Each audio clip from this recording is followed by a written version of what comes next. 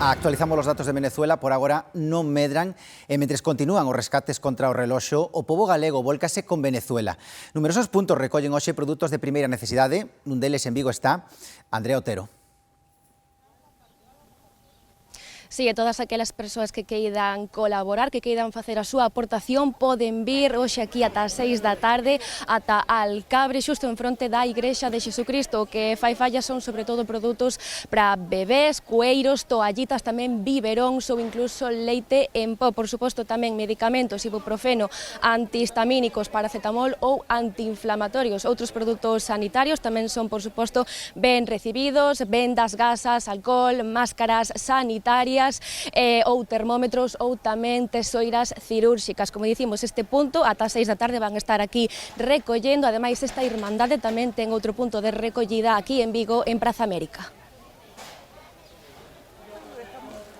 En moitas vilas e cidades galegas estanse a recoller doazóns para enviar produtos de primeira necesidade para axudar os afectados polos terremotos en Venezuela. Medicinas, pañales, leche, alimentos igual, porque nos abrieron plaza para alimentos, lo que vendría siendo guantes, gasas también, que es bastante importante, tijeras quirúrgicas, más que todo eso. Tenemos la garantía de que todo lo que estamos recibiendo por esta Fundación ADA va a llegar directamente a la Universidad Central de Venezuela y de allí va a ser distribuido a diferentes hospitales del país. As entidades que organizan as recollidas contan coa colaboración de empresas de logística e paquetería que están a ofrecer envíos gratuitos a Venezuela. E son moitos os que se están a chegar para contribuir a un envío que sairá xa mañá camiño de Caracas. La situación que ha pasado con nuestros hermanos de Venezuela nos ha conmovido mucho, entonces pensamos en ayudar a hacer nuestra parte. Trouxemos vendas, algodón, alcohol, mascarillas, un pouco de todo, para axudar a xente de Venezuela. Me parece estupendo que hai que ser solidario co resto do mundo e se teñen un problema como foi un terremoto que foi bastante grande e grave, a xente está pasando mal, que máis que menos, un pouquiño, unha ariña cada un, e así facemos un océano todos. E durante a próxima semana vanse volver a organizar recollidas en distintos puntos da comunidade. Poden consultar os lugares de recollida e os produtos que se precisan nas entidades que organizan a axuda, como a Federación Venezolana de Galicia. Pois o importante agora é saber como se vai mobilizar toda esta axuda, porque a logística é complicada polos danos dos terremotos que alcanzaron tamén os aeroportos. Todo o material vai ser enviado en voos comerciais cara aos aeroportos máis próximos ás zonas afectadas. Estes son os das cidades de Valencia e tamén Barquisimeto. Aí enviaránse, atópanse cada un deles a uns 200 e 300 kilómetros. Os aeroportos da Guaira e de Caracas ali non poden voar os voos comerciais polos danos dos tremores. Coordinando este proceso están algunhas asociacións galegas, un amplo operativo para asegurarse de que o material chega en boas condicións. Cristina do Río. Todo empeza nos puntos de recollida, grandes espazos como o de Riazor ou pequenos establecementos como esta tenda de Ourense que tamén colabora na recollida. O máis delicado e tamén o máis importante, o traslado dos medicamentos. Moitos precisan receita médica, refrigeración durante o traslado e tamén garantir a trazabilidade ata o destino. Ademais, como dicíades, os aeroportos están danados, o de Caracas e o da Guaira, os voos comerciais estánse desplazando a centos de kilómetros de distancia. Por todas estas complicacións, a Federación de Venezolanos en Galicia o que fai é recorrer a ONGs locais e ONGs internacionais especializadas na xestión deste tipo de catástrofes. Todo ha colapsado, todo cayó como las Torres Gemelas, farmacia, edificio, abasto. De entre todas as necesidades urxentes, o material sanitario é unha das prioridades, pero o seu traslado responde a protocolos específicos. A donación internacional de medicamentos teñen un protocolo, teñen unas normas, teñen unas guías para poderse facer e, sobre todo, para controlar a trazabilidade e o bo estado do medicamento. Para facelo con garantías, a Federación Venezolana de Galicia recorre a ONGs especializadas. Nos próximos días reuniránse con Farmamundi. En Caracas traballan con Cáritas. Unha ONG, en este caso, seria, responsable e transparente, porque con este tema é o que compre, ¿no? Ser transparente, ser serio e asegurarnos que a axuda é eficaz, eficiente e chega donde é necesaria. Tamén habilitaron un número de conta para mercar aquí os medicamentos necesarios seguindo as instruccións que reciben desde Caracas. Nos manifestan que, por desgraza, aínda hoxe en día hai medicamentos deses importantes que non se consiguen en Venezuela, que non se consiguen, e hai outros que si se consiguen son moi caros. E ali estamos falando que, por exemplo, unha caixa de aspirinas pode valer entre 5 e 7 euros, e aquí que vale 2 euros como moito, se é un xenérico incluso menos. Sobre o terreo, centos de voluntarios colaboran no reparto da axuda humanitaria e informan das necesidades máis urxentes. Toallitas húmedas, necesitamos pañales para adultos, para niños, colchonetas, necesitamos sábanas porque tenemos que cubrirlos de la noche, del frío, de la lluvia, van a ser días largos. Os danos son tan elevados que a situación de emerxencia vaise prolongar no tempo e as necesidades tamén irán cambiando. Apoio humanitario que vai chegar dende Galicia e tamén dende todos os rincóns do mundo. Unha das comunidades con máis venezolanos emigrados está en Miami. Ali está Rosa Conde.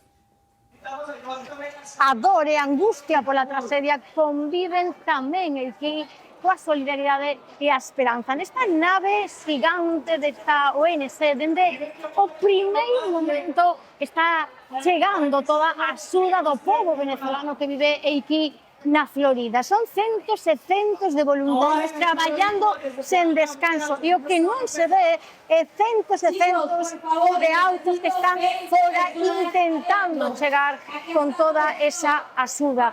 Moitas veces entre vaguas, outras entre a alegría de ver como o povo axuda o povo. O peor de todo é que moitos dos que están aquí nin sequera ten a certeza de que no seu país os seus estén vivos ou mortos.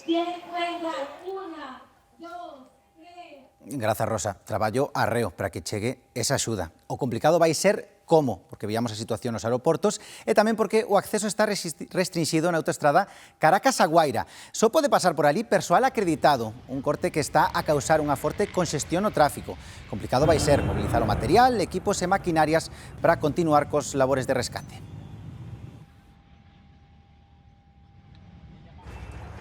Tenemos como media hora ya que llegamos aquí, no nos dejan pasar.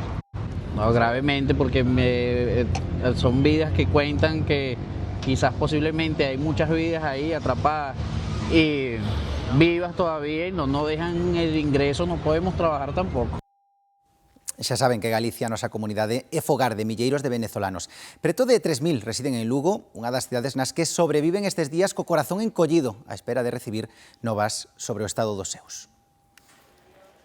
A mañá deste domingo, Gabriel recollía caixas con axuda pro seu país. Hai moita roupa, pero que se necesita son medicinas, ademais de medios pro rescate.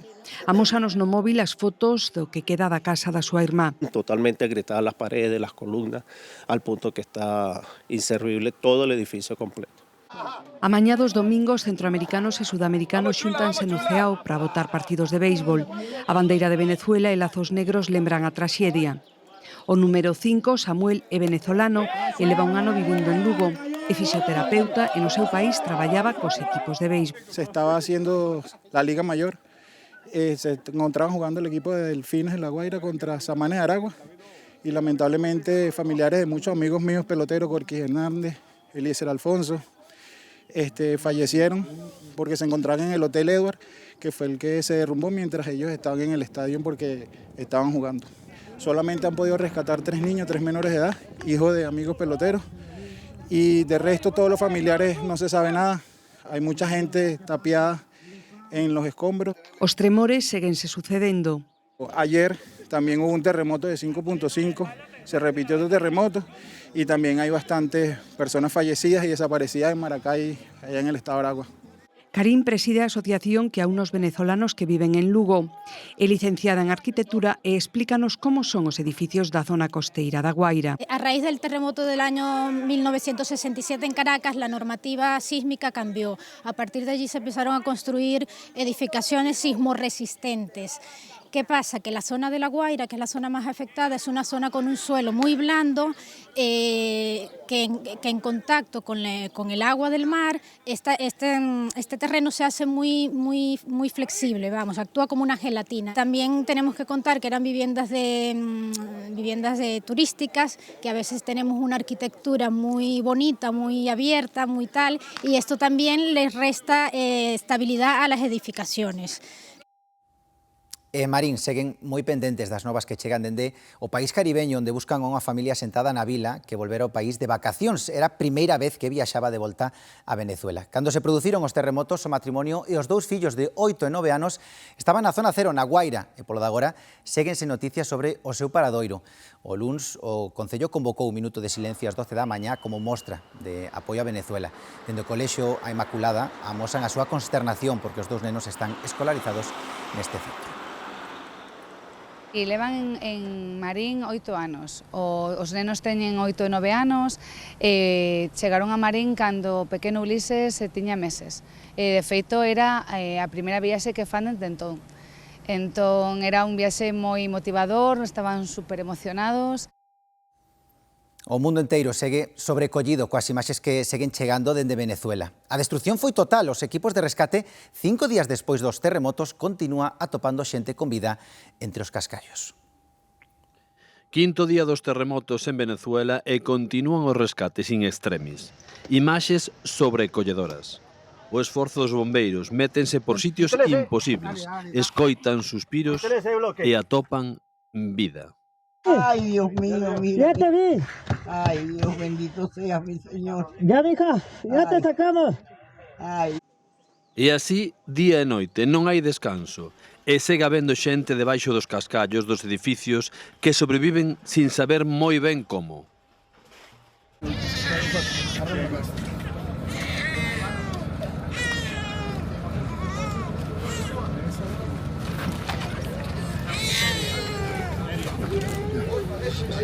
E vexan os rescatadores da Unidade Militar de España conseguindo salvar outra vida, a segunda nas poucas horas que levan en Venezuela.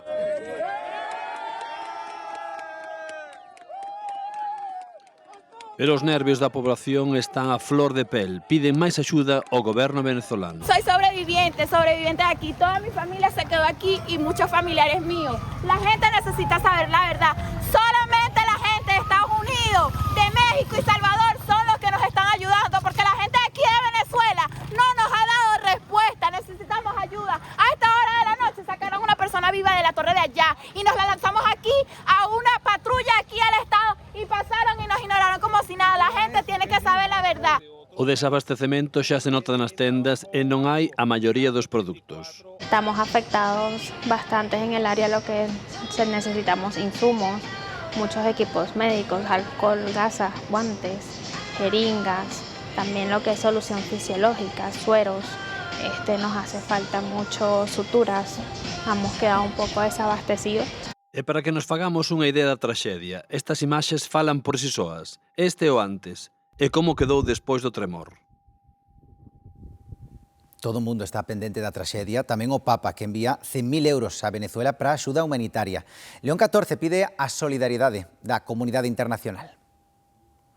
Deseo expresar mi cercanía a las hermanas y hermanos venezolanos afectados por los recientes terremotos que provocaron numerosas víctimas y heridos,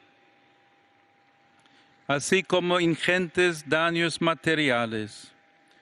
Mientras ruego al Señor por el eterno descanso de los fallecidos, renuevo mi cercanía espiritual a sus familiares, a los lesionados y a quienes han sido golpeados por esta tragedia. E xa están en España, chegaron esta mañá a Madrid os primeiros españois repatriados polo goberno nun voo que trouxo tamén cidadáns doutras 7 nacionalidades. O goberno lembra os españois que aínda están en Venezuela que teñen a súa disposición liñas de emerxencia consular que se poden consultar nas redes sociais e que é importante que as usen.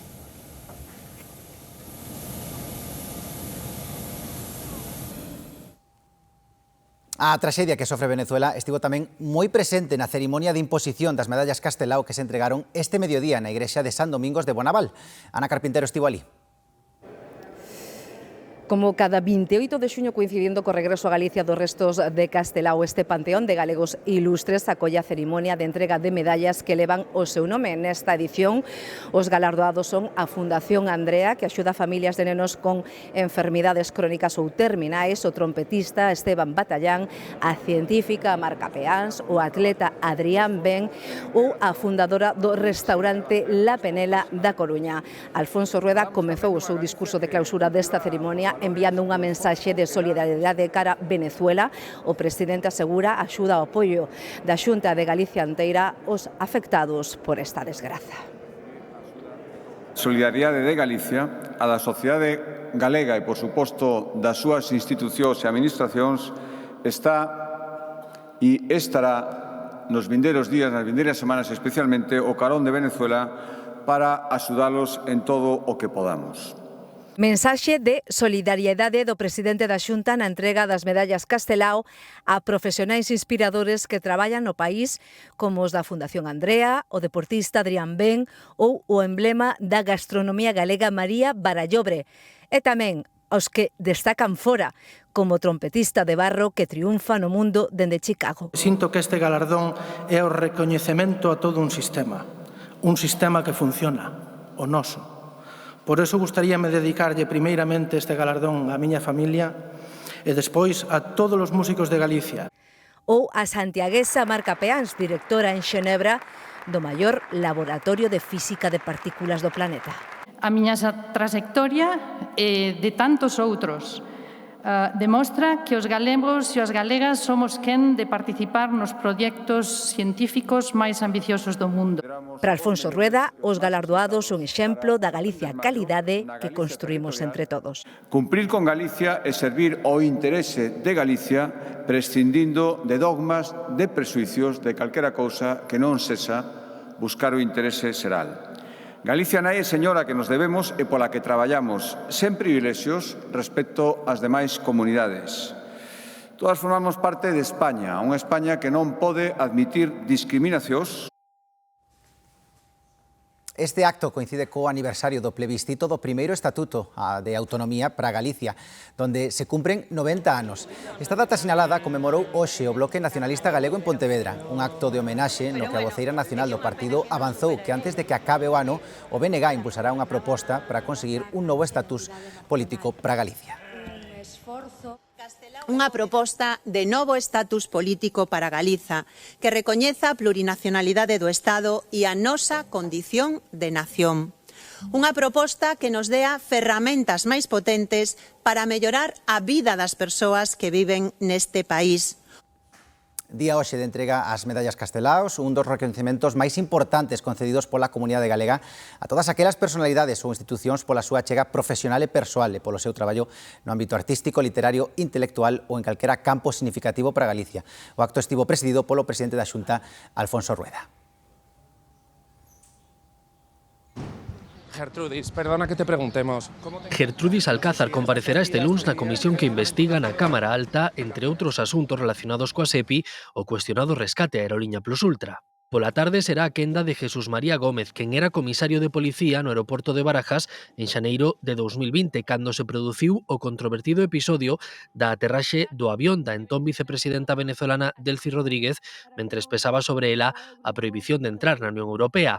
A agora presidenta encargada do país caribeño mantivo un encontro co exministro de Transportes e exsecretario de Organización do PSOE, José Luis Ábalos. Estaba de tránsito y a instancias del ministro de Turismo me pidió si me importaba que la saludara.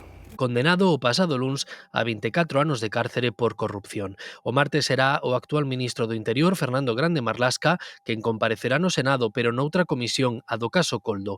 Xa pasou por ela en outubro de 2024 e asegurou que nunca sospeitara de Ábalos. Nunca tuve la sospecha de que pudiera estar en ningún negocio turbio. Estas comparecencias chegan despois dun comité federal do PSOE no que Sánchez saiu en defensa de Zapatero. El atropello que tanto él como su familia han sufrido. Da súa muller Begoña Gómez e do seu irmán David Sánchez. Primero un pseudomedio publica una falsedad, después una organización vinculada a la ultraderecha convierte ese bulo en una denuncia. Todos eles investigados pola xustiza e intentou quitarlles ferro. Personas concretas que se aprovecharon de sus posiciones para obtener beneficios personales. Os casos de Ábalos, Santos Cerdán e Leire Díez.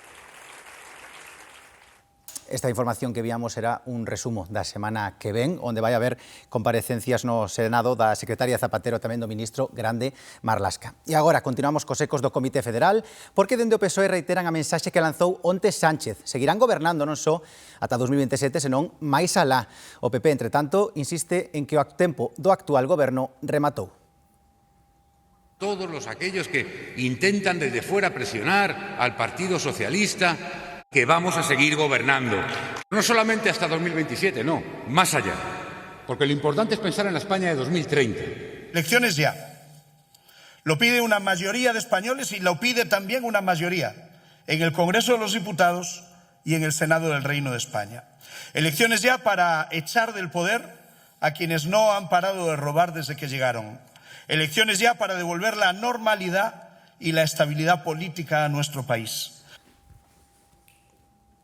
Cambiamos de asunto e imos agora ao plano internacional porque o aumento da tensión bélica dificulta a reapertura do Estreito de Hormuz. En medio das conversas de paz, Estados Unidos realizou ataques aéreos ao sur de Irán e Teherán respondeu lanzando mísiles e drons contra as bases estadounidenses en Kuwait e Bahrein. Os iranianos reivindican a súa soberanía e control do Estreito de Hormuz e advirte que se os ataques continúan haberá máis represalias.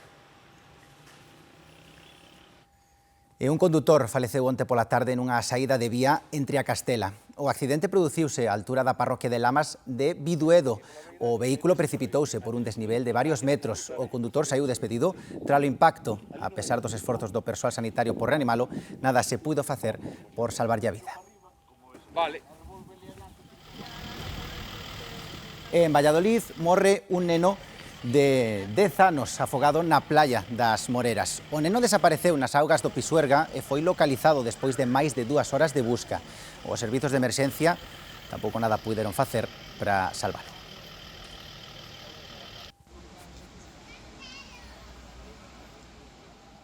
Aquí en España a vaga de calor foi remitindo nos últimos días, pero o luns e o martes desta semana xa son os días máis cálidos de xuño dende 1950.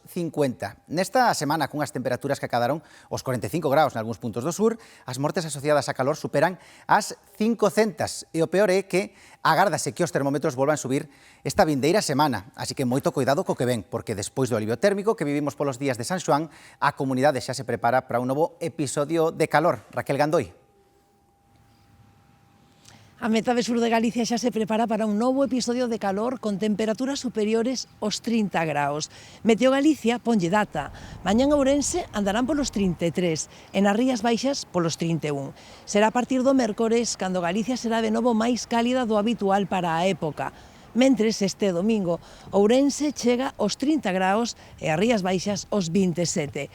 O mellor para dormir e repor forzas é que as mínimas estánse mantendo sen cambios. Aquí en Vigo, a noite pasada non subimos dos 17.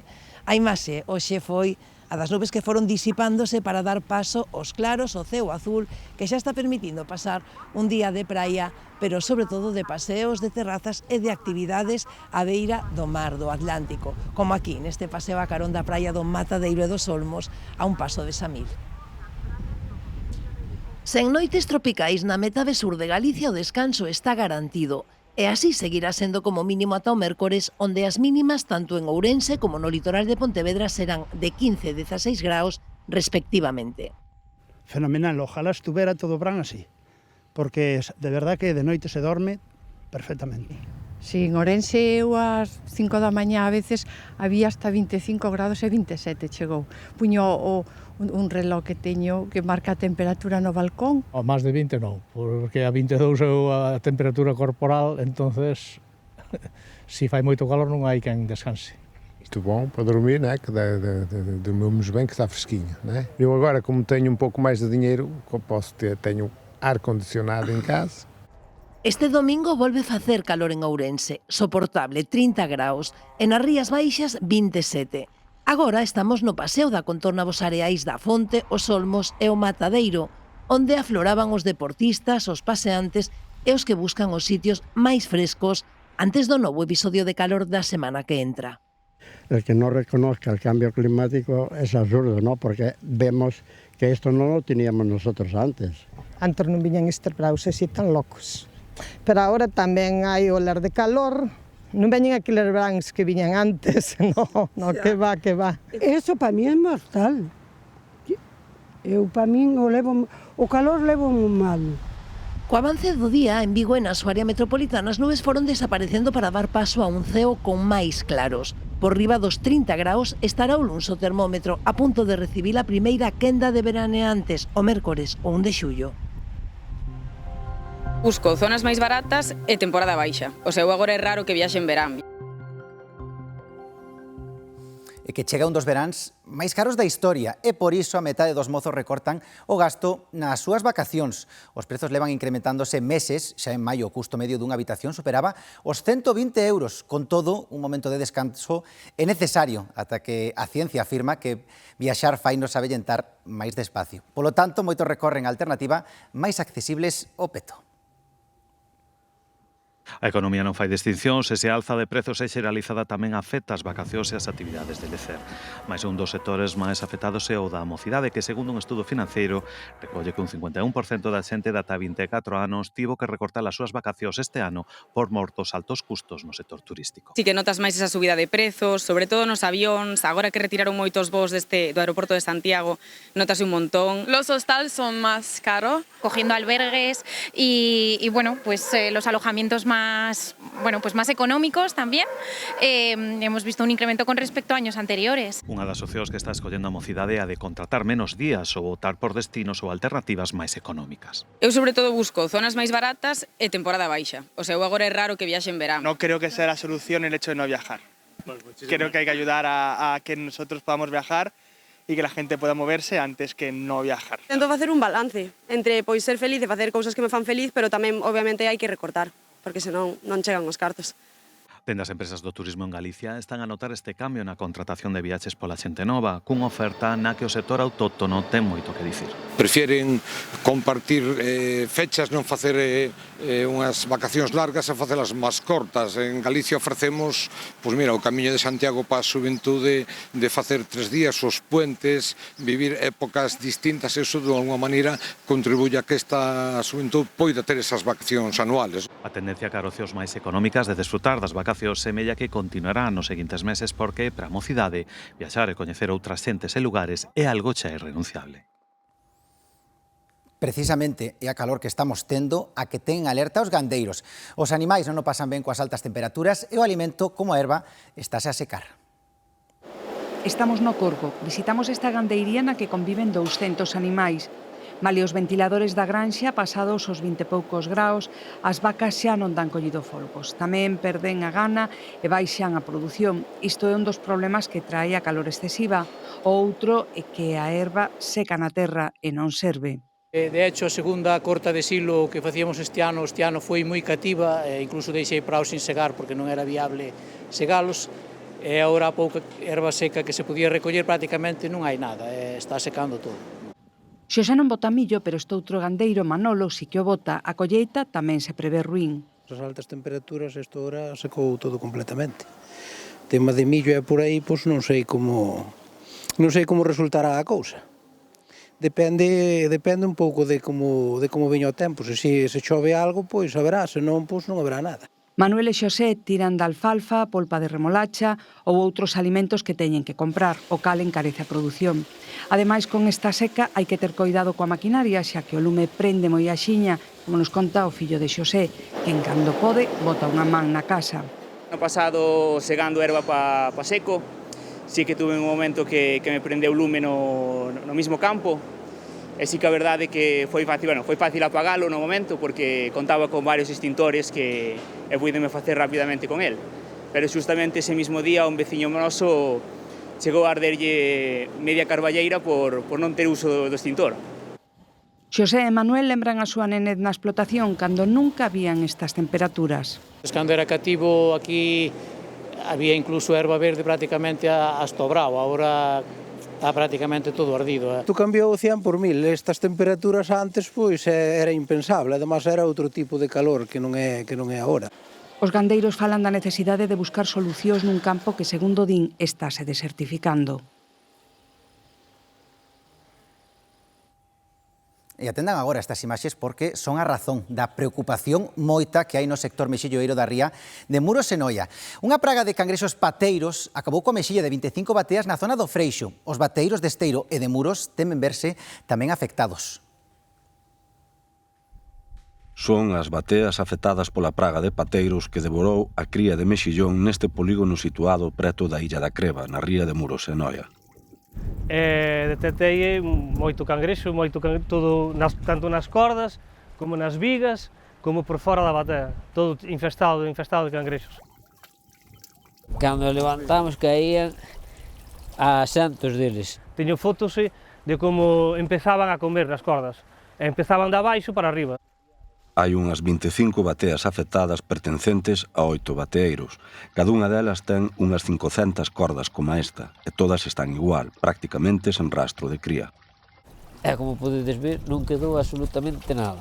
E así, neste polígono, prácticamente quedaron todas iguales. Algúna que pode ter un pouquinho máis, como podestes ver nesa, pero a maioría están peladas de riba abaixo. Antonio Formoso ten bateas aquí desde que se instalaron as primeiras hai 51 anos e di que nunca vira tal cantidade de pateiros. Comeron toda a cría de mexillón para a campaña do ano vindeiro. Para o ano que non temos campaña porque non temos que desdoblar. Se temos cría para esa campaña non hai cría, non hai que plantar, non teremos campaña, claro. Polo momento, os polígonos mexilloeiros de Esteiro e Muros non se viron afectados do mesmo xeito, pero a preocupación é grande. Claro, nós temos bastante preocupación porque, bueno, na ensenada de Muros víanse manchas grandes de pateiros, entonces, bueno, non sabemos como vai, se van ir ao polígono, se non van ir, como vai evolucionar a cousa. Os prexuízos económicos son considerables. En cada batea apañan entre 80 e 100 toneladas de mexillón e a campaña do próximo ano dana por perdida. Hoxe, como cada 28 de xuño, celébrase o Día Internacional do Orgullo. Hai preparados diferentes actos en todo o país. Aquí en Santiago hoxe o colectivo saiu á rúa para pedir máis dereitos e pedir tamén respecto á diversidade.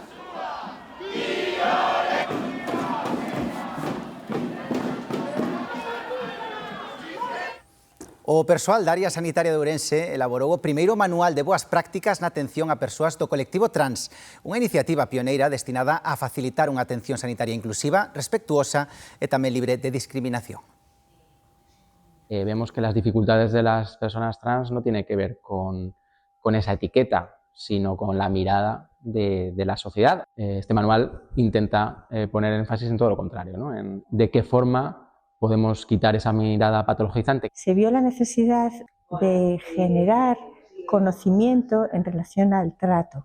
Así se hizo el manual a través de un grupo de trabajo de personas de nuestro sistema sanitario, de nuestra área sanitaria y personas ajenas al sistema sanitario, lo cual nos va a ayudar a mejorar la calidad de la asistencia a estas personas, creando un entorno máis seguro e libre, que sea libre de discriminación. Foise creando unha rede a base de contactos, unhas persoas foron traendo a outras, pois, bueno, foise xenerando un grupo colaborativo, profesionais, pacientes e asociacións, para poder elaborar un documento que realmente quixera reflexionar e, sobre todo, funcionar mellor. É un traballo que durou no seu total prácticamente 3 anos, senón máis, no que tivemos xuntanzas constantes, nos que cada un dos puntos do documento foi concienciudamente revisado, e un traballo profesional, serio e, desde logo, a altura.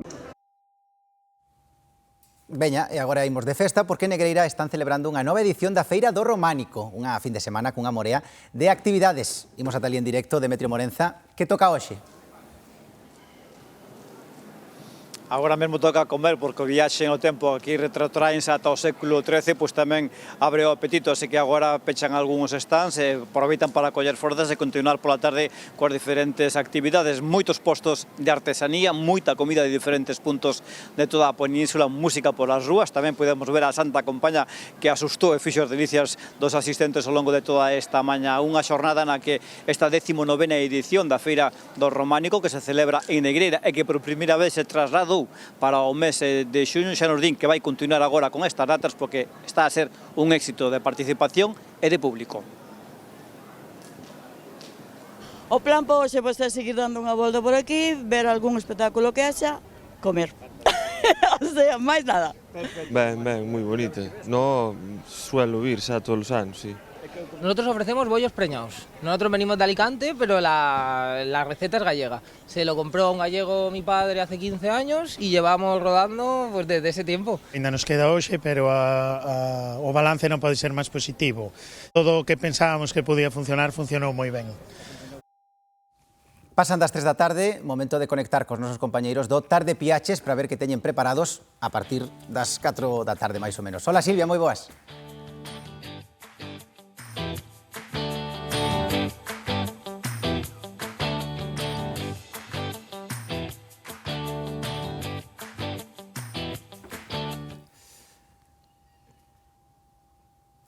Que mágoa, tiñamos un problema técnico, non podíamos escoitar a Silvia, pero algo nos contaron de que hoxe o Tarde Piaches vai ir de boda, así que non o perdan. E continuamos porque esta noite o xurado de talentos extraordinarios terá que decidir entre 8 novos concursantes. Veremos quen é capaz de seducir os 3 xuíces. O xurado implacable de talentos extraordinarios, Antonio Garrido. Me gusta mucho ya la puesta en escena, ¿vale? Sí, María Mera. Que nunca é tarde para comezar. E David Perdomo. No, a ver, no. Terán que decidir esta noite que concursantes merecen un pase á gran final. Entre risas, emoción e sorpresas, novos talentos loitan por converterse nos mellores de Galicia, unha terra de moitísimo talento. Isto é puro talento galego. Baixo a atenta mirada das súas familias. Conseguirán os 8 novos concursantes cativar o xurado e sorprender o público.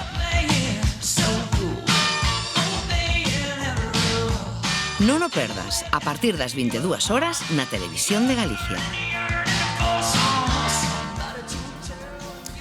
Temos nestes momentos unha nova de última hora que darlles. Acaba de chegar a nosa redacción de que un home falece a plena luz do día na Coruña dun navallazo no pescozo. Segundo algúns medios, sucedeu no barrio dos Rosales, cando a vítima estaba preto da súa casa. Despois de recibir o navallazo, camiñou varios metros para pedir axuda, pero acabou caendo. Ampliaremos esta información nos vindeiros servizos informativos e tamén, por suposto, na nosa página web. Terá máis información en gevite4.gal. Ata aquí o telexornal, moitísimas grazas por acompañarnos e agora o que tocan, xa saben, son os deportes e toda a actualidade do Mundial con Óscar. Pois así é, David, porque esta madrugada terminou xa o que é a fase de grupos e España xa coñece o seu camiño no que queda de campeonato. Austria será o rival nos 16avos de final. Enseguida, vemos todo o acontecido esta madrugada nos últimos partidos da primeira fase. Uns minutos e comezamos.